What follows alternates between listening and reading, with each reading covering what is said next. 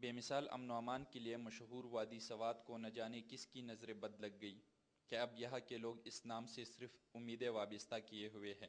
سوات میں امن و امان کی خراب صورتحال کو 2 سال ہو گئے۔ ضلعی حکومت نے بھی جرگہ بنا کر عسکریت پسندوں سے امن معاہدہ کیا جو کچھ عرصہ بعد ختم ہو گیا۔ سرحد میں ANP کی حکومت آنے کے بعد بھی اعلیٰ سطح پر امن معاہدہ ہوا جو چند ماہ تک چل سکا اور سوات دوبارہ بدامنی کے لپیٹ میں آیا، اور اب کسی کو نہیں معلوم کہ سوات میں آگ اور خون کا کیل کب تک جاری رہے گا۔ صوبائی حکومت اور ضلعی انتظامیہ کے ناکام کوششوں کے بعد اب علاقے کے امن کمیٹی نے سوات میں امن و امان کے لیے کوشش شروع کی ہے۔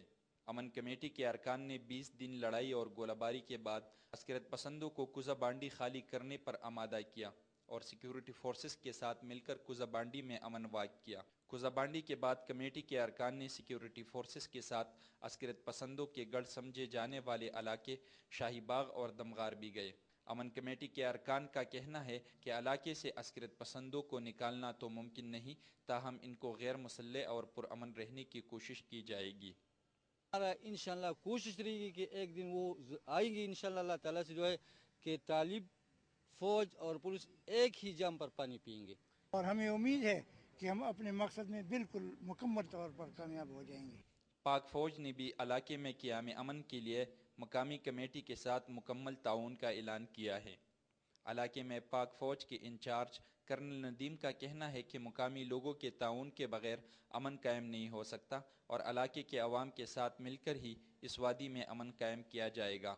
گورنمنٹ کی ریٹ یہاں پر بحال کر دی گئی ہے اور یہاں پر سیکورٹی فورسز لوکل لوگوں کے ساتھ مل کر یہاں کی بحالی کا کام ہو رہا ہے، اور اس سلسلے میں لوکل لوگ یہاں کے رہنے والے اور خاص طور پر امن کمیٹی کے جرگہ کے لوگ اس کام میں بڑھ چڑھ کر حصہ لے رہے ہیں۔ سوات میں قیام امن کے لیے 3 بار معاہدے ہوئے جو ناکام ثابت ہوئے۔ اب کمیٹی کی جانب سے عسکریت پسندوں سے مذاکرات کے بعد تو چند گاؤں میں عارضی طور پر امن قائم ہو گیا، لیکن سوات کے لوگ اس وقت کا انتظار کر رہے ہیں جب وادی میں مکمل امن قائم ہوگا۔ امن کمیٹی کے تعاون سے سیکیورٹی فورسز کے دستے اب دمغار میں بھی داخل ہو گئے ہیں، اور امن کمیٹی کا کہنا ہے کہ یہاں پر طالبان اب دوبارہ اسلحہ نہیں اٹھائیں گے۔ دمغار میں بھی تو امن قائم ہو گیا، لیکن پورے سوات میں کب امن قائم ہوگا اس کی گارنٹی کوئی نہیں دے رہا۔ فیاض ظفر، آج نیوز، دمغار، سوات۔